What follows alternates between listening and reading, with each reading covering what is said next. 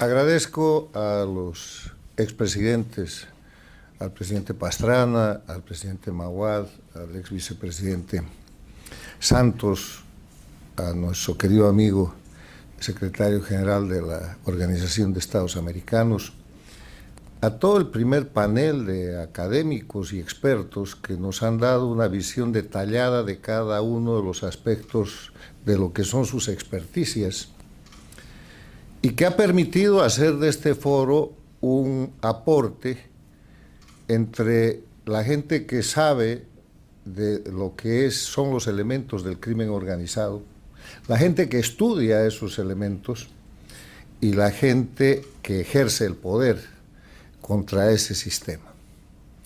Gracias de verdad, gracias a FIU, a Infobae, a la Universidad Austral, por habernos acompañado en este seminario, que es la segunda parte de uno que hicimos en Buenos Aires el 2 de julio pasado, sobre la misma temática, donde varios de los estadistas que están aquí presentes pudieron acompañar.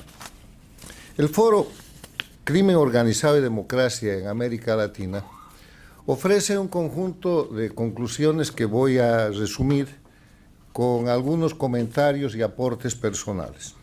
Primero, el eje de confrontación en las Américas y en el mundo, o sea, por qué chocan los poderes fácticos, es hoy día el que se presenta entre el crimen y la democracia. Y ese es el eje de confrontación de este siglo, solo que ahora se ve con claridad. El año 1999 había una sola dictadura en las Américas, la de Cuba, que agonizaba en su periodo especial, y llegó Hugo Chávez y la recreó y la dictadura se expandió.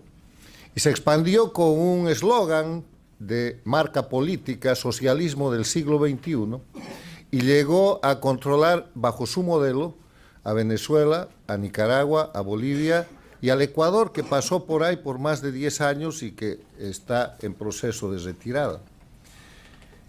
Ese crimen organizado tomó el poder político, ese crimen organizado controla gobiernos, ese crimen organizado, y en esto yo quiero establecer una diferencia que no es semántica, tiene que ver con que si los gobiernos del socialismo del siglo XXI, los regímenes del socialismo del siglo XXI, usan el crimen organizado o son el crimen organizado. Hoy día, Cuba, Venezuela, Bolivia y Nicaragua son narcoestados, no de hoy día, de hace rato, porque un narcoestado se define como aquel país en el que los funcionarios de gobierno hacen uso de sus potestades gubernamentales para participar en alguna de las etapas del narcotráfico. Cultivo de coca, promoción del cultivo de coca. En Bolivia han hecho partido político con las federaciones de productores de coca y de cocaína, están en el poder. Gestión en lo que es el transporte y el tráfico. El hub más importante del narcotráfico es Venezuela. Nicaragua no se quita de ahí, agregando lavado de dinero. Y la dirección de esto es la dictadura de Cuba, que, para dato, nomás en los últimos 8 años, le han interceptado 2 buques, uno con 10 toneladas y el otro con 25 toneladas de cocaína, embarcados desde el puerto de Mariel de Cuba. ¿Desde cuándo Cuba tiene producción de cocaína en la isla para poder exportar esas cantidades de droga? De repente eso explica el vuelo semanal de BOA, la empresa estatal boliviana, que vuela desde Bolivia a Cuba y no se sabe quién va ni qué cosa sucede. O sea, primer punto, el eje de confrontación en las Américas es entre el crimen y la democracia. El segundo punto, si me permites, Rodrigo, gracias. El segundo punto, el instrumento de ataque es algo que hoy día se conoce como guerra híbrida.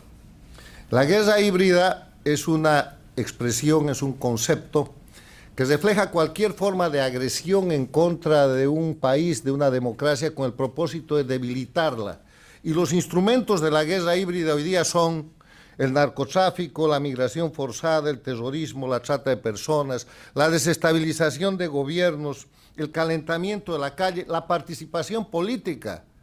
Resulta que estas dictaduras del socialismo del siglo XXI van a los países con democracia, instalan proyectos políticos y ganan elecciones. Y de esa manera aparece el concepto de lo que se llama los gobiernos paradictatoriales, que son gobiernos en países democráticos, elegidos democráticamente, pero que le deben el haber llegado a la toma del poder, a la toma del gobierno, al socialismo del siglo XXI. Y esos gobiernos paradictatoriales hoy día son México, desde López Obrador, hoy día Sheinbaum, Colombia con Petro, Lula del Brasil, a quien han sacado de la cárcel para volverlo a ser presidente, además fundador del Foro de Sao Paulo, Castro en Honduras, y Boric, que tiene una posición en la que se distancia de su situación paradictatorial en el caso de Venezuela, pero que de Cuba no dice nada y acompaña al socialismo del siglo XXI en todo lo demás, incluido su antisemitismo. Tercer elemento. Se produce este año, el 2025 será recordado por la historia como el año del cambio geopolítico en las Américas y en el mundo. Y ese cambio geopolítico que lo estamos viviendo, que se está produciendo a partir del reconocimiento del eje de confrontación, de la identificación del enemigo, etcétera, se produce porque Estados Unidos ha cambiado su política exterior. Y ha cambiado su política exterior en base a su política interna que prioriza la seguridad nacional. Y a partir de la priorización de su seguridad nacional opera el cambio de identificar al enemigo como el narcoterrorismo y le declara la guerra.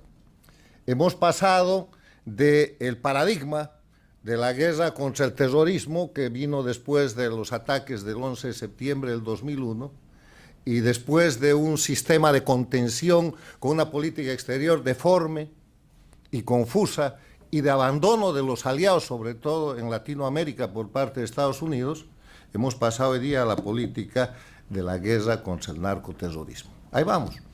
Pero eso es un cambio geopolítico sustancial que estamos viviendo. Finalmente, frente a estos hechos, ¿qué hacen o qué deben hacer o qué van a hacer las democracias de América Latina? Aquí hemos escuchado la sugerencia del presidente Pastrana, que dice que hay que hacer un plan para el Ecuador, ya está en ejecución un plan Venezuela, como lo ha dicho Luis Almagro, pero en el proceso de lo que es este primer frente de batalla contra la delincuencia organizada transnacional, que es el del narcoterrorismo, hace falta un plan integral de las democracias de América Latina, que tienen que empezar por no coexistir con los dueños del crimen organizado, que son las dictaduras de Cuba, de Venezuela, de Bolivia y de Nicaragua, cuyos gobernantes, entre comillas, aprovechan inmunidades, privilegios, usan embajadas para proteger a la delincuencia organizada, para narcotraficar y para desestabilizar los gobiernos. O sea, hace falta salir de ese concepto tan dañino para la democracia, que es lo políticamente correcto, y aterrizar en el hecho de la necesidad estratégica de identificar al enemigo. Y en este caso el enemigo tiene cara o carátula de política, se llama socialismo del siglo XXI, yo lo llamo castrochavismo también, y reúne la conjunción no de que están influidos por el crimen organizado, son el crimen organizado, y esa es una conclusión personal mía. Muchas gracias.